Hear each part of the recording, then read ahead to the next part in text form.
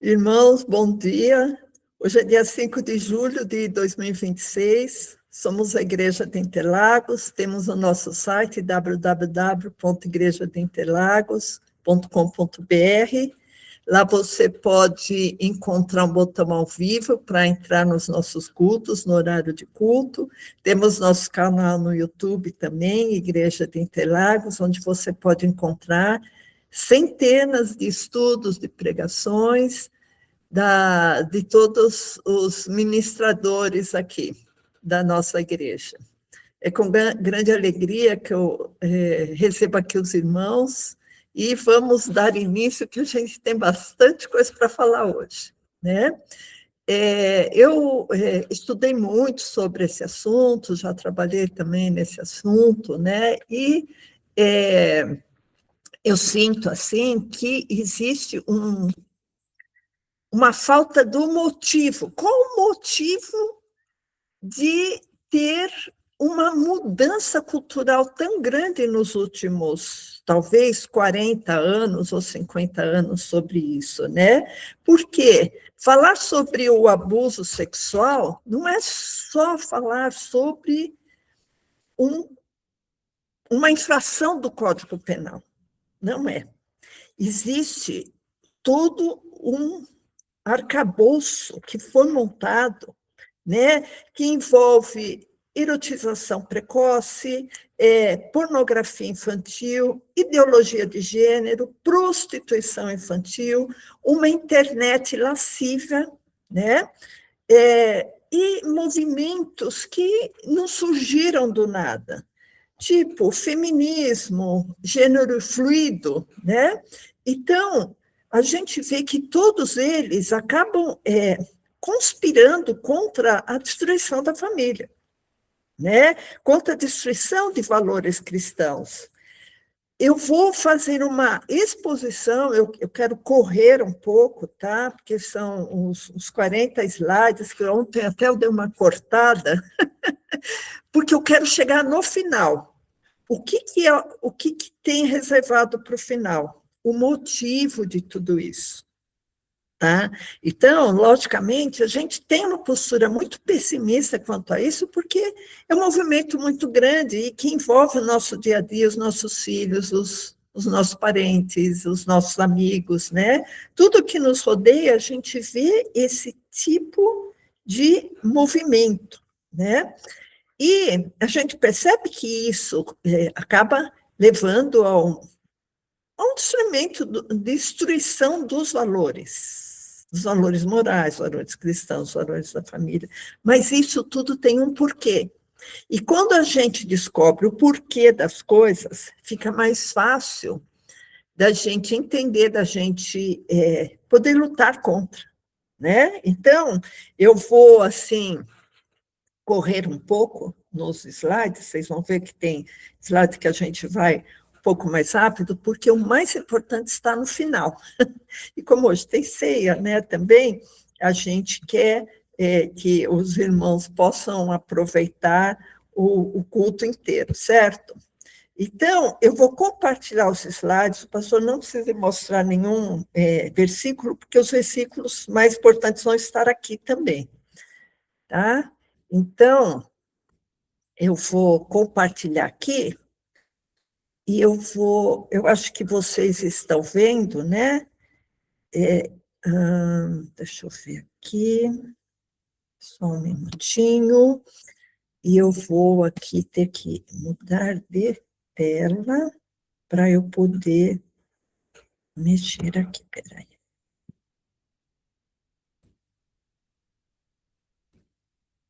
Pronto. Então, irmãos, deixa eu ver aqui se está passando. Não, não está. Vocês não estão conseguindo ver? Não, Eliette, saiu. Você tirou sem querer aí. Ah, tirei? Então, É. peraí, deixa eu voltar aqui. Peraí, deixa eu voltar aqui, só um minutinho. Isso porque a gente treinou ontem, né? Então, acontece. É raro, mas acontece sempre, né? Vai no seu tempo aí, não tenha pressa, a gente está super tranquilo. A gente tá, então, é que sabe o que acontece? Caiu aqui o meu acesso aqui pela internet. Só um minutinho aqui. Eu vou entrar aqui de novo.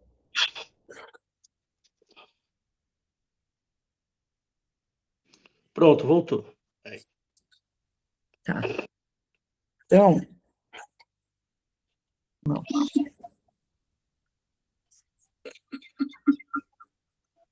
Fecha o microfone do celular.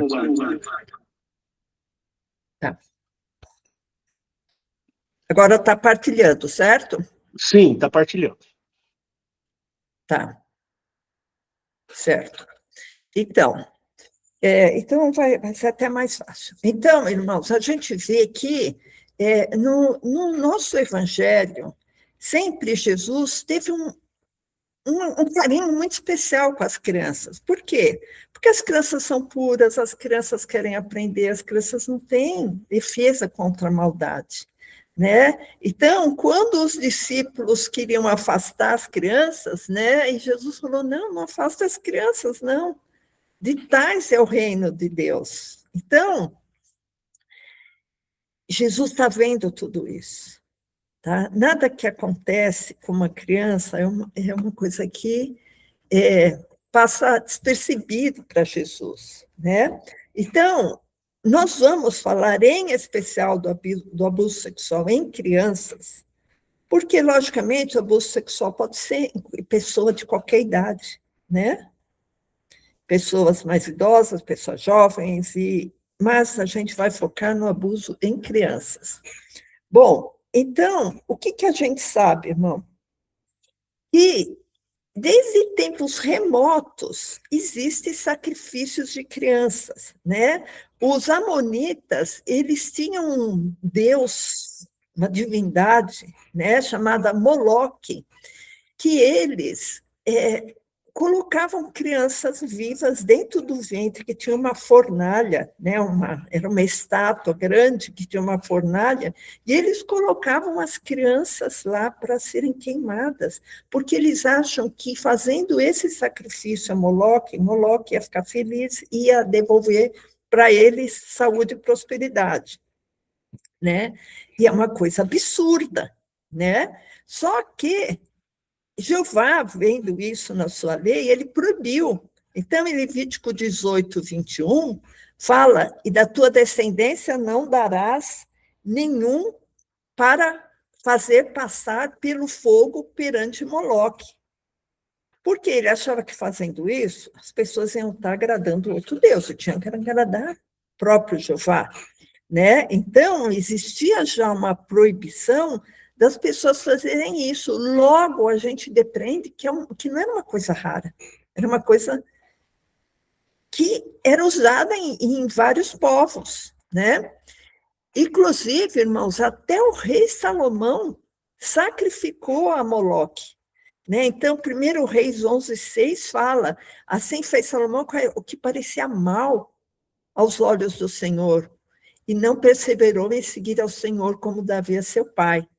Então edificou Salomão um alto, né, um altar a Queimosa, a abominação dos Moabitas, e sobre o monte que está diante de Jerusalém, e a Moloque.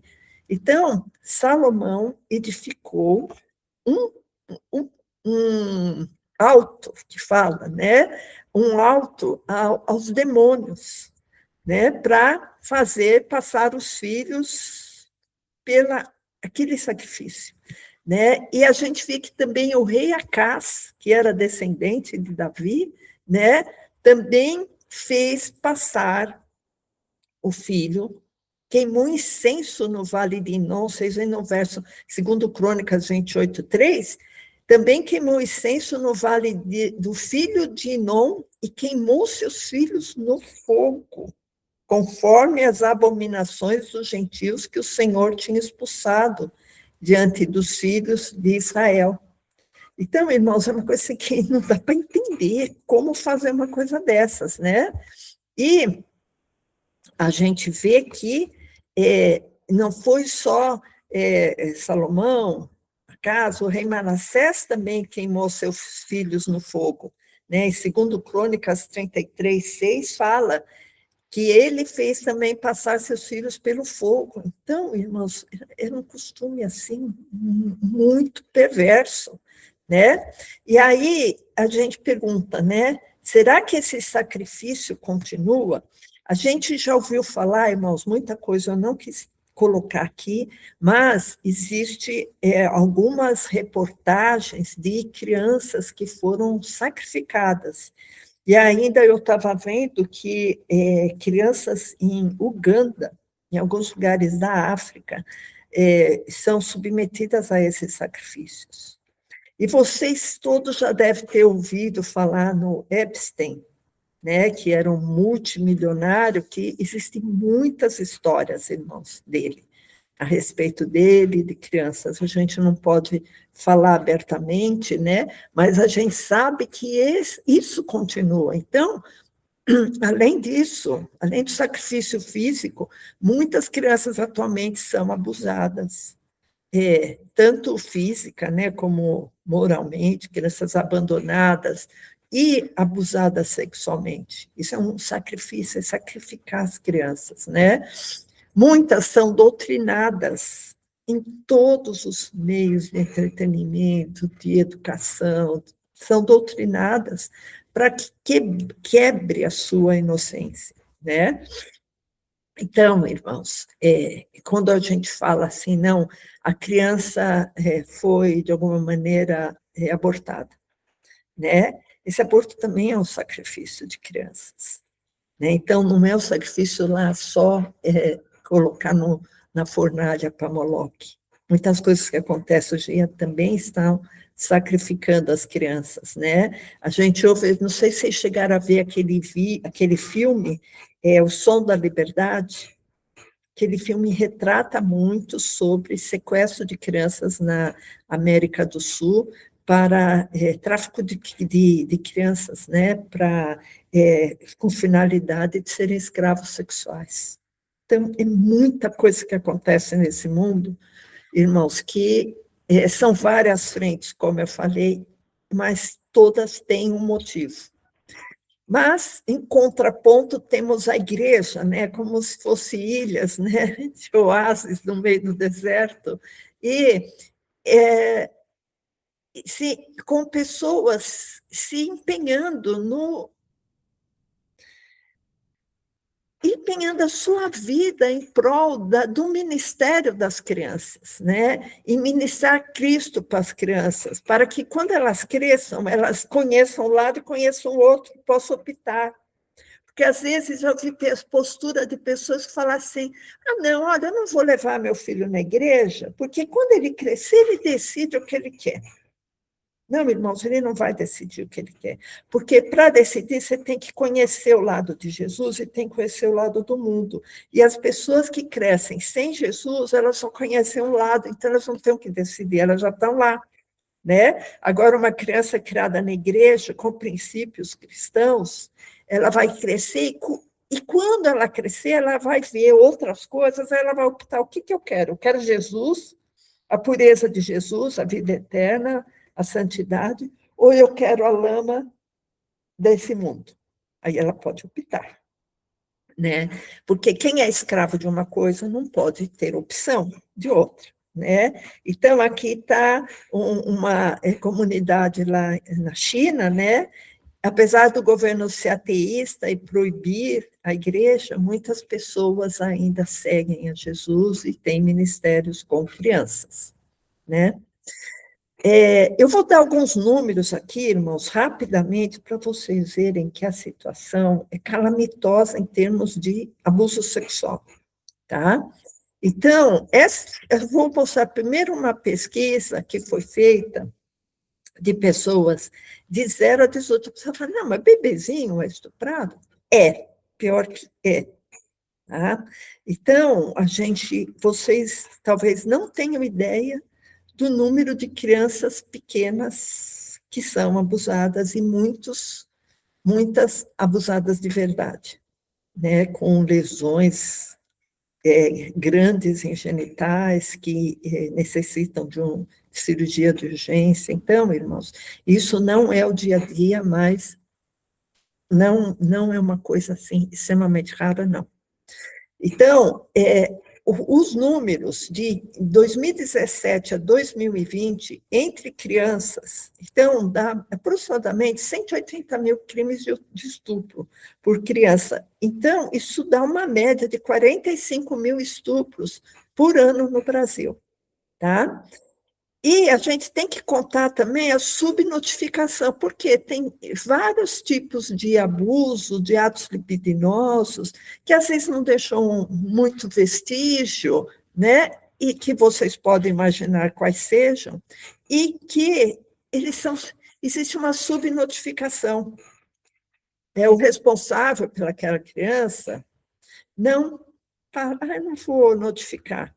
Ou a própria criança não vai contar. Então, existe uma estimativa que só 10% dos casos de abuso são notificados às autoridades. Vocês entendem o que é isso? Vocês têm que multiplicar esse número por 10. Né? Então, não é 45 mil, são 450 mil, né, casos por ano. É muita coisa, irmãos.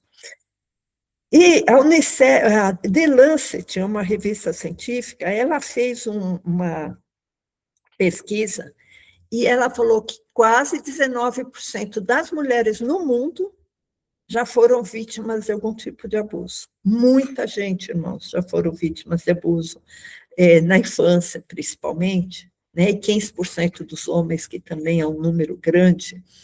Só que isso não é notificado. Ninguém que foi abusado em criança, né, na infância, vai falar, olha, eu fui abusada.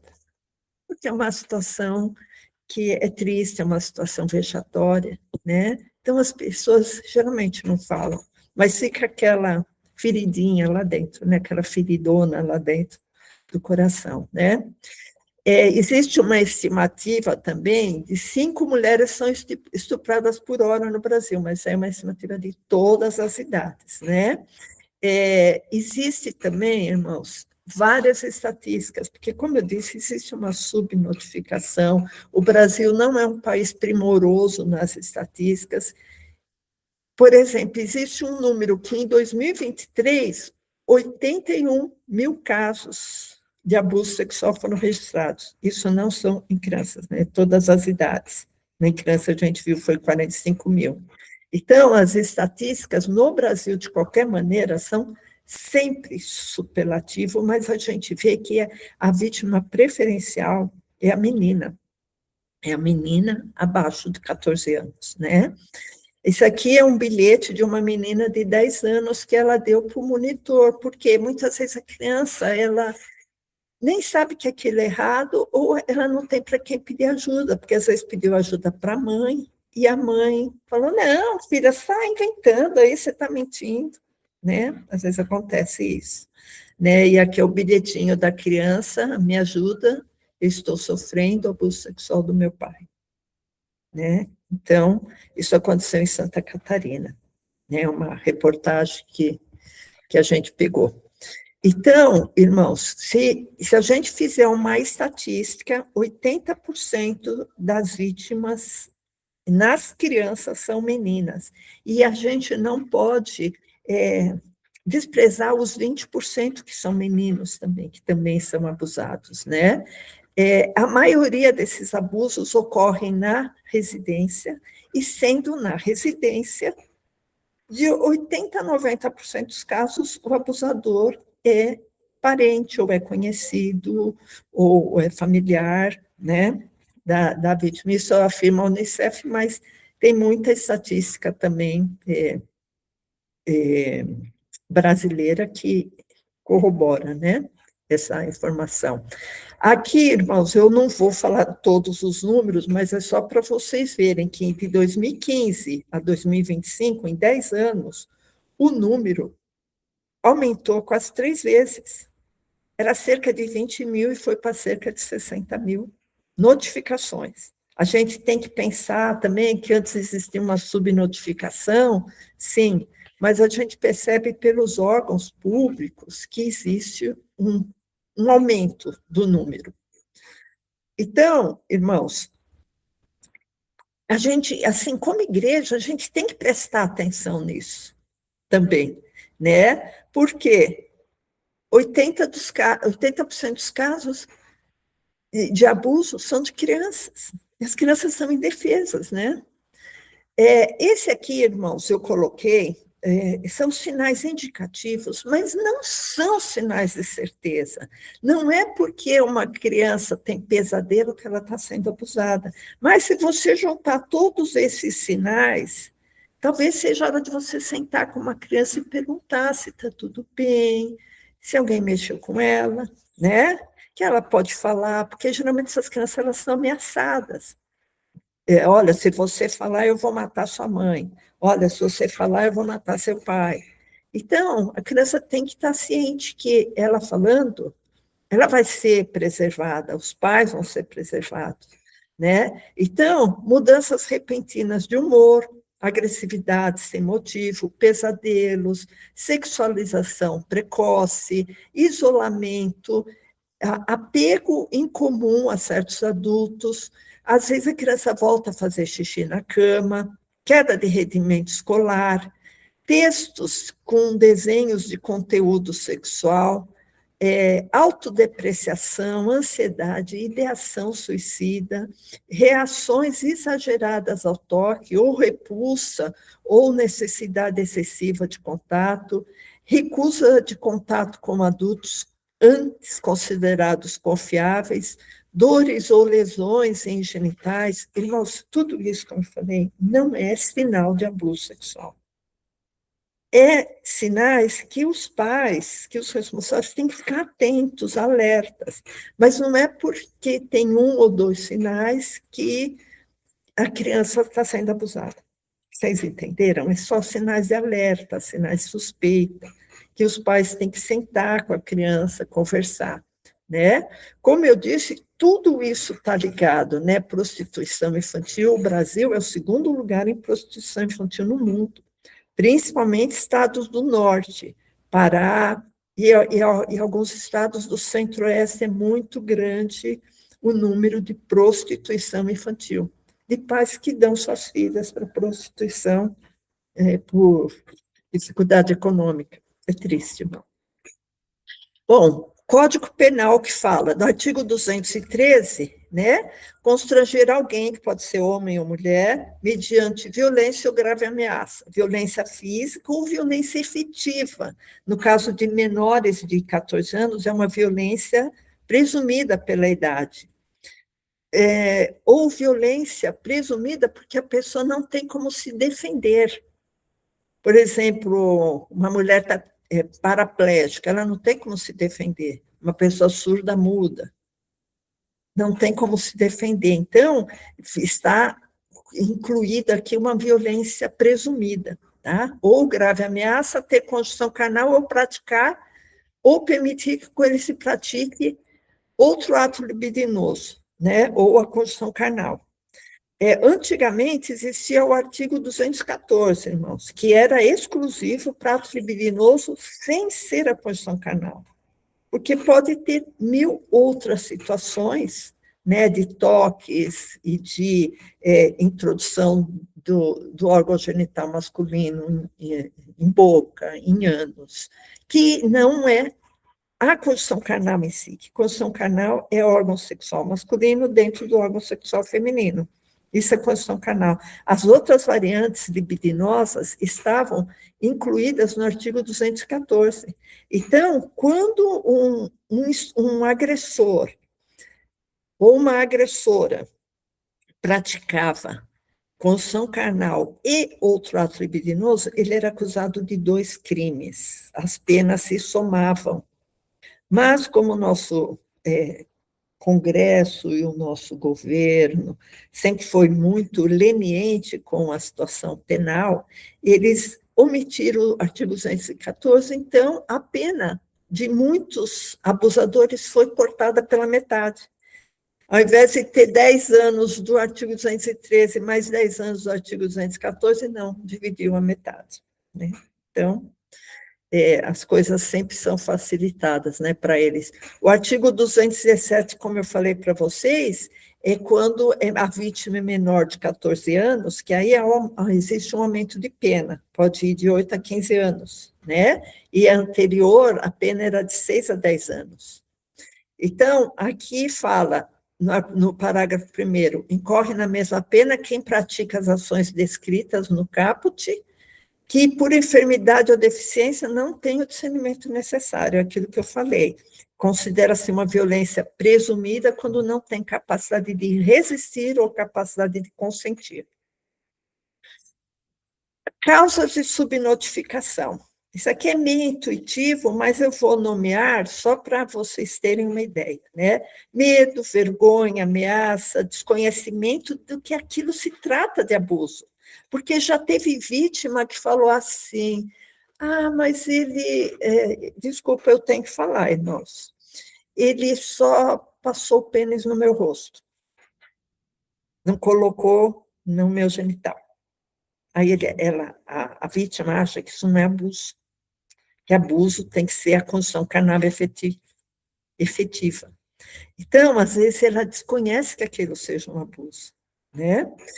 Conivência da mãe, né? No caso de pai, padrasto, que a mãe sabe, porque ela tem uma dependência financeira do agressor, negligência familiar, ou até discreto a história da criança, acho que a criança está inventando a história, né? Imagina o vovô ia fazer isso. Você está inventando, menina, você viu, mas na televisão está inventando, né? Ou pobreza extrema, irmãos.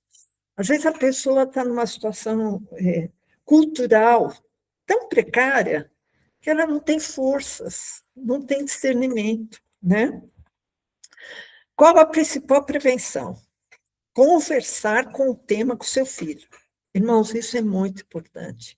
Tem que existir esse tipo de diálogo. Pai tem que conversar, tem que orientar a criança quais os locais que ninguém pode tocar. Ninguém pode tocar na altura das mamas, na altura dos genitais. Ninguém pode ficar dando beijo na boca da criança. Sabe? Elas dão beijo em crianças, tem que ter muita intimidade, né, irmãos? Esclarecer a criança que qualquer conversa amoral, toque esquisito, atitude libidinosa deve ser conversado com o papai e com a mamãe, mesmo que alguém assuste ou ameace a criança. Sempre verificar em que companhia estão os filhos. Nunca deixar os filhos passarem a noite na casa de outra pessoa. Não, mas é minha amiga, ela é tão boazinha, só que você não sabe se tem lá um titio, você não sabe se tem lá um outro estranho que vai dormir lá na casa, né? Ficar atento a festas de final de ano, irmãos, porque festa de final de ano em sítio, todo mundo bebe, as crianças ficam correndo, depois vai alguém mal intencionado lá e acaba fazendo. É muito comum nessas aglomerações, assim, criança fica solta e ter uma pessoa mal intencionada. Então, veja sempre onde seu filho está, fica ligado, não se desligue. Em ambientes que você não tem o total controle. Observar o tio bonzinho do prédio, né? Aquele que dá doce para a criança, que convida a criança para ir lá na casa dele ver Netflix. Fica ligado, irmãos. Como também orientar a criança a não entrar sozinha em casa de pessoas que você nem conhece, né?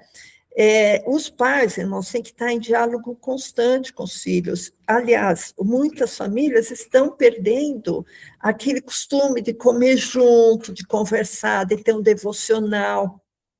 Pelo menos um devocional, irmãos, de uma vez por semana, sabe? Conversar com os filhos, né? As pessoas estão perdendo essa riqueza que tinha antes, né? Outra coisa importante, irmãos, saber o que seu filho está olhando nas mídias, né? Saber o tempo que você tem que dar um celular para uma criança entrar numa rede social, né?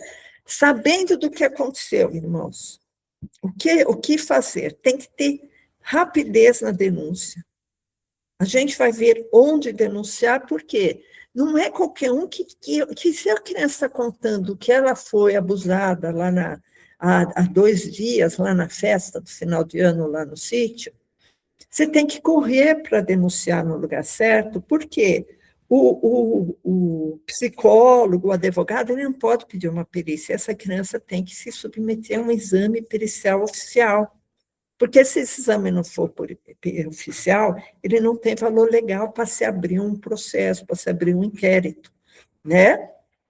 E também, muitas vezes, às vezes ocorreu mesmo um abuso, e essa criança tem que ter uma avaliação médica, um tratamento, um acompanhamento psicológico, né?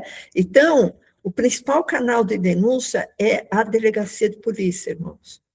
O conselho tutelar, ele é usado quando existe omissão dos responsáveis. Existe o Disque 100, que pode ser usado, mas o principal, irmãos, é delegacia de polícia. Por quê? Às vezes espera dias, às vezes vai levar lá no pediatra, que demora 10 dias para marcar consulta, ou então vai falar com o advogado, que não resolve nada, é delegacia de polícia. Às vezes é uma coisa constrangedora, mas tem que fazer, tem que resolver, né? Tem que ver o que aconteceu. Porque muitas vezes também, irmãos, existem muitos casos de, por exemplo, uma criança ela pode ter um sangramento, uma criança de 6 meses, 8 meses, 2 anos, pode ter um sangramento que não é decorrente de abuso sexual, pode ser decorrente de um tumorzinho que nasceu na uretra da criança, pode ser decorrente, às vezes, de uma queda, que a criança ficou com vergonha de falar que caiu e machucou as partes íntimas. Então, nem todo sangramento é abuso, né? Então, o exame tem que ser feito por uma suspeita, não é certeza. Então, vamos fazer o exame. Às vezes, muitas vezes, o exame descarta a suspeita, né?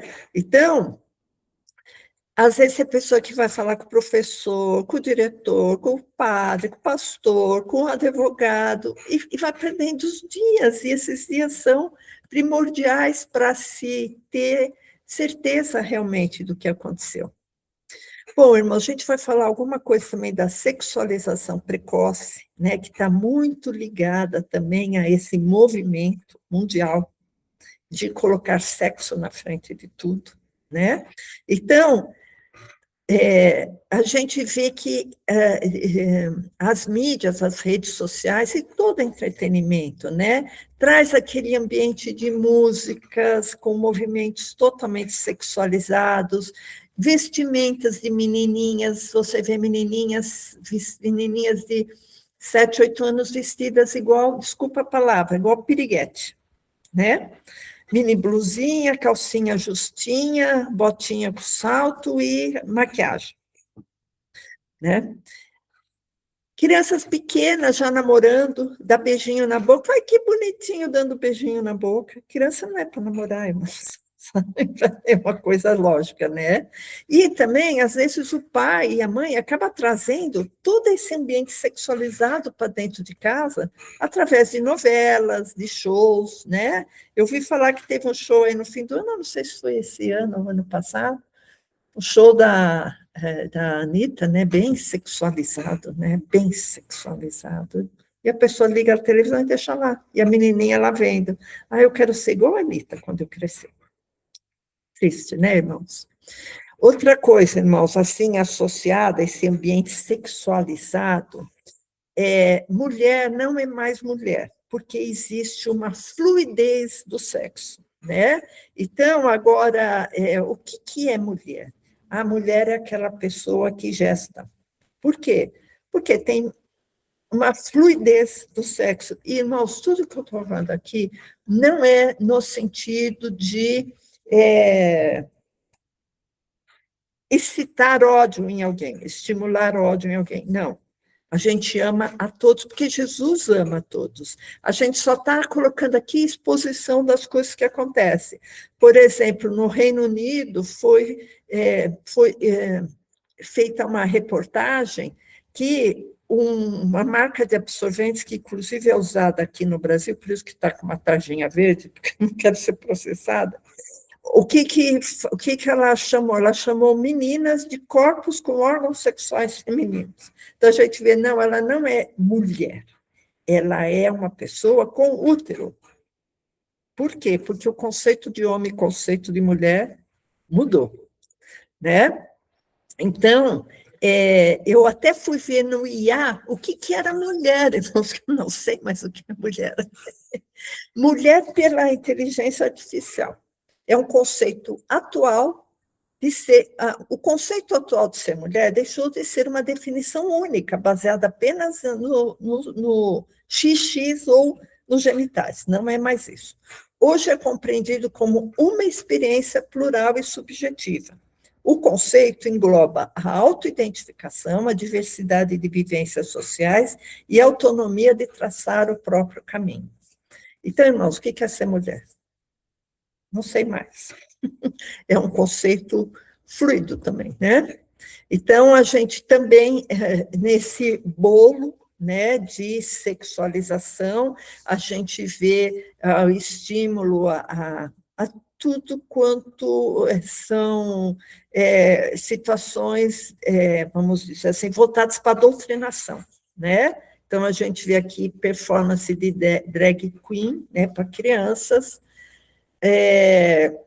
Aqui, irmãos, eu só trouxe uma resolução do Conselho Federal de Medicina, porque há uns 10 anos atrás, tinham algumas faculdades de medicina ministrando hormônios em crianças, adolescentes, às vezes até em púberes, né? Então, foi assim, como que diz, foi feita uma legislação, foi disciplinado isso. Então, abaixo de 18 anos, não recebe hormônio cruzado e nem cirurgia, né? E se for cirurgia com potencial de esterilizar a pessoa só acima dos 21, certo? Então, esse aqui é do hormônio cruzado, que eu falei para vocês. E também homens trans que têm órgãos genitais femininos têm que ser atendidos por ginecologistas. E mulheres trans com órgão sexual masculino têm que ser atendidos pelo urologista, porque tinham médicos que estavam sendo processados porque não queriam atender mulher trans, ginecologistas. E, na verdade, essas mulheres trans teriam que ir no urologista, né? A pornografia infantil também, ela é muito, está muito em voga, né? A gente viu aqui, olha, que uma pessoa foi presa com mais de 20 mil arquivos, e esses arquivos de pornografia infantil geralmente são obtidos por próprias crianças expostas no computador, que a outra pessoa vai se apresentar como uma outra criança e falar, tira a blusa, né? Começa assim, e aí vai fotografando a criança, né? Esse caso aqui eu trouxe que eu achei interessante, saiu na revista Oeste, né? Um homem de 42 anos foi detido no banheiro feminino, né? Ele se identificou como mulher. Aqui no Brasil ele não seria preso, irmãos, tá? Ele não seria detido de estar, se ele se identificou como mulher, né? A pornografia infantil, então, é muito, muito importante, tem que ver o que as pessoas, que as crianças estão fazendo no computador. Agora eu cheguei onde eu queria, e eu vou falar isso, irmãos, em 5, 10 minutos, que é a coisa mais importante, tá? Esse livro aqui eu li, se alguém quiser comprar, só que o livro é assim, tá? Chama Libido Dominante, Libertação Sexual e Controle Político. Porque esse livro, ele abre os olhos da pessoa e ele esclarece o porquê de todo esse movimento que eu falei, erotização precoce, abuso infantil, pornografia, internet lasciva, feminismo, gênero fluido. Ele explica tudo isso e ele dá o porquê de tudo isso, porque a gente pensa, mas por que o mundo mudou? Por que tudo isso? Por que as pessoas estão todas sexualizadas? Por que as meninas estão dançando tudo igual? Bom, então a gente vai ver aqui, tá? Esse livro, se vocês quiserem comprar, Eu recomendo, é muito bom. Eu vou falar só uns 4, 5 aspectos que eu extraí do livro para vocês entenderem. Reflexões do livro, certo? Então, o que ele fala? Que a liberação sexual, eu vou ler aqui, irmãos, porque é muito importante. A liberação sexual leva à anarquia, ao horror, ao caos. Por quê? Ela faz uma abolição da tradição, abolição do nacionalismo, da moral, da família e dos valores cristãos. Daí, ela gera paixões que amoldam a sociedade, objetivando um fácil controle social. Isso, irmãos, o Marquês de Sades falou também, né? Que a liberação sexual tira a pessoa meio do prumo, porque ela não consegue mais saber o que é certo, o que é errado, e isso leva à facilidade do controle social e político. A paixão sexual abole a ordem moral. A pessoa só fica lá naquela história de sexo, de lascívio, de dança, de suruba, tudo que vocês imaginarem, de pornografia. A paixão sexual abole a ordem moral, condicionando o indivíduo a aceitar qualquer doutrinação absurda, porque ele aboliu a moral da cabeça dele, entendeu? Aboliu a moral. Então, irmãos, esse movimento mundial, ele tem um objetivo político. Vocês já ouviram falar, né, irmãos, dos dominadores globais, que são aqueles multi-mega milionários que querem dominar o mundo? Né? Porque eles já têm dinheiro, e agora eles querem o poder absoluto. Eles estão sempre meio escondidinhos nas sombras, né? Mas às vezes quando a gente ouve falar dele, né? E eles estão atrás dos governos. A gente chama de dominação global, dominadores globais, são os governos invisíveis. Eles querem um mundo habitado por indivíduos sem raça, sem sexo, quer dizer, o que você é, homem ou mulher? Eu sou fluido, né? Sem sexo, sem base familiar, sem valores éticos, sem moral, sem religião, sem família, sem identidade. Então, o que é isso? É um caos social, é uma ordem pseudocientífica que mergulha a pessoa num caos. A sexualização da cultura, ainda do livro, tá, irmãos? A sexualização da cultura, o vício na masturbação, a derrubada da moral, a distribuição geral da pornografia, o desenraizamento religioso, a licenciosidade sexual, o desligamento familiar. Não é tudo isso, irmãos, que a gente está vendo? É tudo isso que a gente viu nos últimos 50 anos. Sem religião, licenciosidade sexual, a família sendo esfacelada.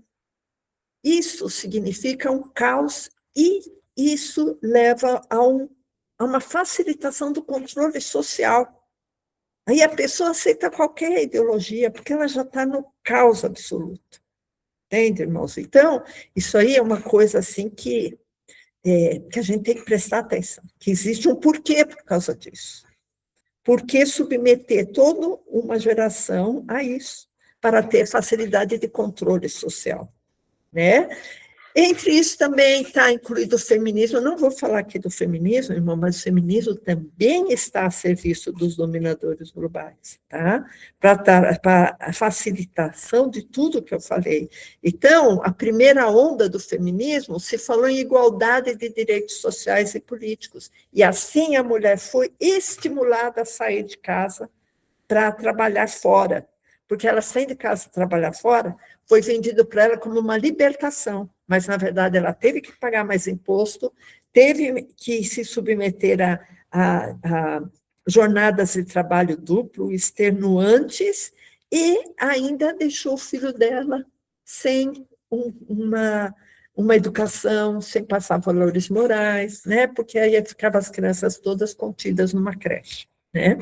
Segunda onda do feminismo, liberação sexual e dos direitos reprodutivos. Então, a história do meu corpo, minhas regras, né? Como se ela, mulher, pudesse arbitrar ou decidir quem vive e quem morre, que é a pessoa que está dentro dela.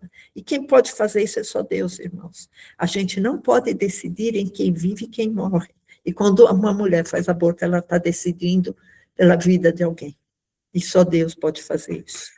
Terceira onda do feminismo, que aí adotou a ideologia de gênero, que o gênero era uma desconstrução, era uma construção social, ninguém nasce homem nem mulher, a pessoa decide o que ela quer, e se a pessoa quiser ter um relacionamento íntimo com uma árvore, ela vai ter, se ela quiser ter com gato, se ela quiser ter com cachorro, se ela de manhã quiser ser homem e de noite ser mulher, tudo bem, o gênero é fluido. Esse é o feminismo, irmãos. Então, para terminar, irmãos, Jesus está vendo tudo isso. A gente pensa, será que isso assim, é o final dos tempos, né? Pode ser, ninguém sabe o dia que Jesus vai vir. Mas uma coisa a gente tem que estar alerta, irmãos. Tudo isso tem uma finalidade social e política, para mudar a cabeça das pessoas, para as pessoas serem facilmente doutrináveis a qualquer tipo de absurdo, né? Então, terminamos aqui, irmãos, e eu queria só fazer uma pequena oração para a gente dar continuidade. Senhor Deus, ajuda, Senhor, ajuda essas crianças, Pai, ajuda esses jovens, Senhor Deus, abra o coração deles, Senhor, para receberem a tua palavra, Senhor, porque somente a tua palavra vai libertar, Senhor, esses jovens que estão nas garras dessa doutrinação maligna, Pai. Fortaleça as famílias, Pai. Fortaleça, Senhor Deus, o pai e a mãe, que eles possam, Senhor, receber do teu discernimento para ministrar a sua família, Pai.